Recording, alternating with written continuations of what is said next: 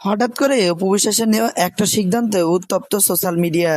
সাকিবকে ছেড়ে দ্বিতীয় বিয়ের পথে হাঁটতেছেন অপু বিশ্বাস।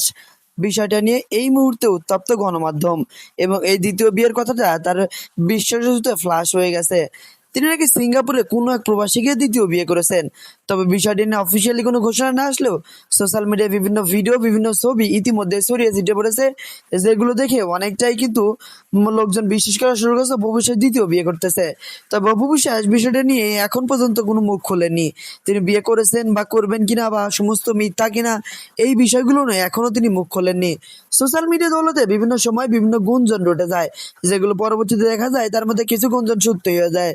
ঠিক যেমন অন্য শবনম বুবলির বেলায় বিষয়টা গুঞ্জন ছিল, পরবর্তীতে সত্যি হয়ে গেছে, শবনম বুবলি দ্বিতীয় বাচ্চার মা হয়েছেন। মেগাস্টার শাকিব খানকে ভালোবেসে বিয়ে করেছিলেন অপু বিশ্বাস। তার সাথে সংসার করা হয়ে ওঠেনি, বেশ কিছুদিন আগে ডিভোর্স হয়ে গেছে। বেশ কিছুদিন একাকিত্ব জীবনযাপন করার পরে নিজেকে নিয়ে গেছেন অন্য এক নক্ষত্রের কাছে। তিনি নিজেকে গ্ল্যামার কুইন হিসেবে রূপান্তরিত করেছেন, নিজেকে এমন ভাবে তৈরি করেছেন যা একদম কল্পনার বাইরে।